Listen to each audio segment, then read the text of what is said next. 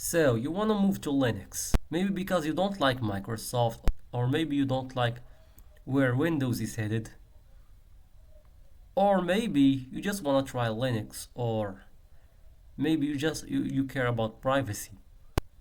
Either way, welcome. I will today going to show you how you can install Linux on your computer. So I'm gonna assume that you are a beginner. You don't know anything about Linux. You don't know what a Linux distribution is. But don't worry, I'm gonna guide you.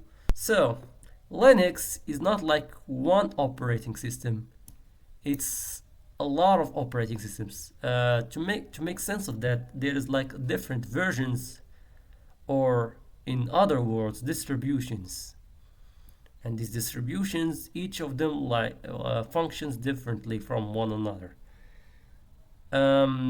It's like comparing apples to oranges, basically like that. Right, so if you are a beginner, you don't have to worry about any of that. I'm gonna recommend you like two versions, and you're just gonna have to pick one. The first version is Ubuntu.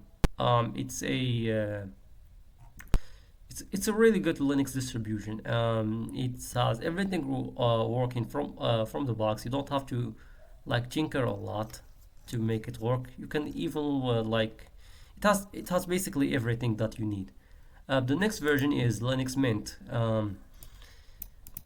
This is basically this distribution basically looks like Windows, as because it has the start bar and everything. And these two distributions basically kind of work the same, but not really. I'll get to it in a later video, but for now, just pick one of these and go from there. When you're done downloading, you need this software. When you're done downloading your Linux distribution, you need this software. It's called Banana Etcher, and that's what I'm gonna use so you can like install Linux. I forgot. You also need a USB flash drive for this, and then make sure you back up everything that you have on that USB flash drive, because this piece of software is going to wipe everything. All right, let's get started. So, for the sake of this tutorial, I already downloaded Ubuntu. So we're gonna use Ubuntu for this tutorial, but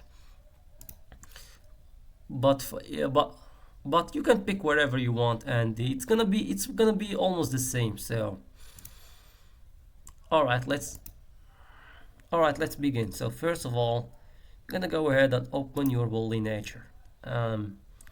Mine is basically over here, so we're gonna wait for it to open. Sometimes it doesn't do that. Alright, so I have to execute as a pro. You don't have to do this if you are on Windows, by the way. Just install it, you go next, and it's gonna install. On Linux, it works a bit differently. Anyways, here we go. So next, this is the part where you have to insert your USB flash drive into the PC and wait for it. So after it connects, go ahead and select your image that you chose. For me, it's Ubuntu, and the target is basically your USB flash drive. Make sure it's that and not something else. It's not. Don't select like your SSD or your HDD. It's gonna wipe it if you do. So select your USB, and if everything that you have is correct, click on flash. Of course, I'm gonna have to type my password for this, but hey, you don't have to do that on Windows.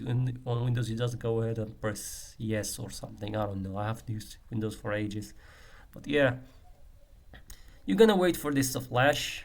It's gonna take a while.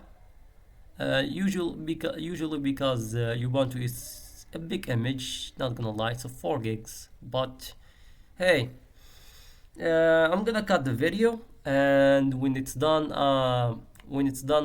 we can go ahead and carry on the next step.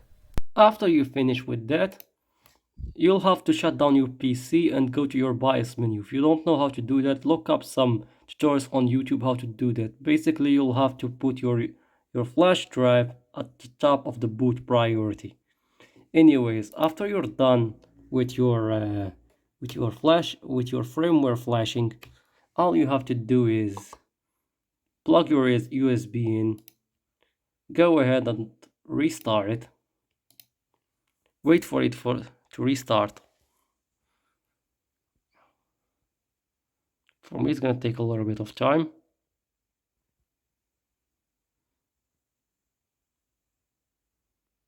Here we go. You'll have to click on the first option, which is try or install Ubuntu.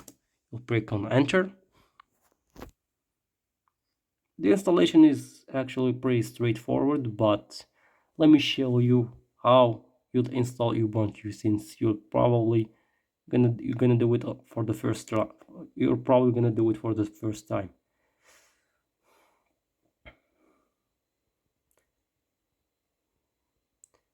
It's gonna take a bit. It's not gonna take much, but just a little bit.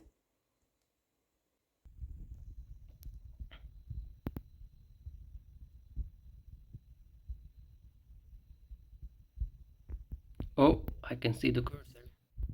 Here we go. Now, with that, it's gonna prepare the installer. It's really straightforward. It's not really something to really worry about. Oh, that's different. That's a nice song, and that's a nice tune. Anyways, my language is English. Let me just zoom in on this a bit. Here we go. My language is English. And I go and click next. We're gonna go ahead and install Ubuntu because I don't need to try it. I already know how it works. And I click next. Keyboard layout. You can choose the keyboard layout from here, or you can just click on detect, which what I'm going to do. I'm gonna click on V or something. W. I don't have this key. I have this, which is O. I don't have this. No. And there you go. French keyboard. That's what I have. So let's click on next.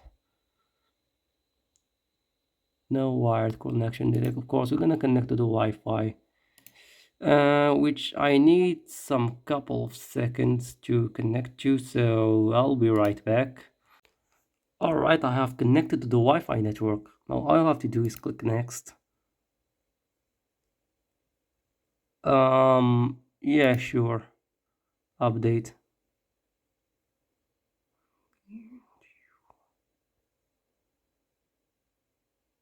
All right, restart. Yeah, sometimes it needs some updates, so yeah, sure.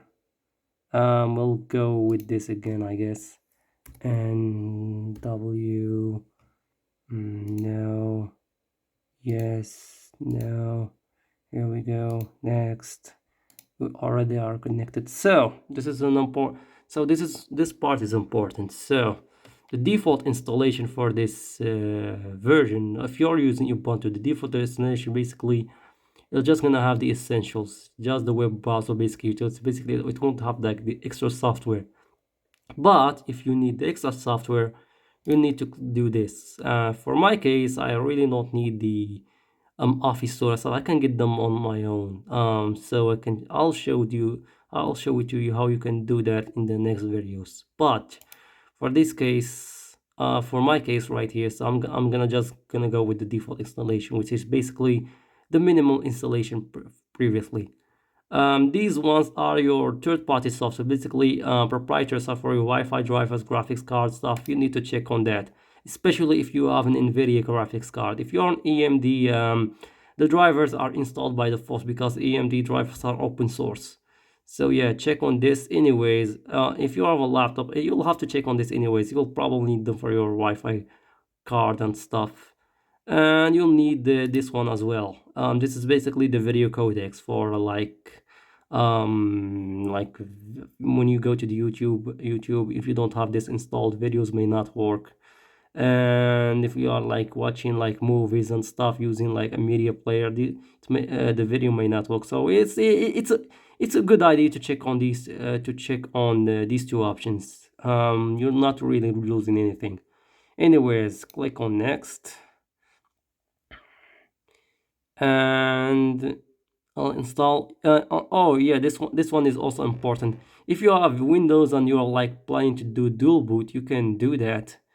You can install your software alongside your operating system. But for my case, I kind of want to erase it because I'm honestly done with Arch Linux. So kind of want to see what Ubuntu is up to. So I'm gonna go ahead and click next. Yeah, I think this is correct for me. I'm gonna click on install.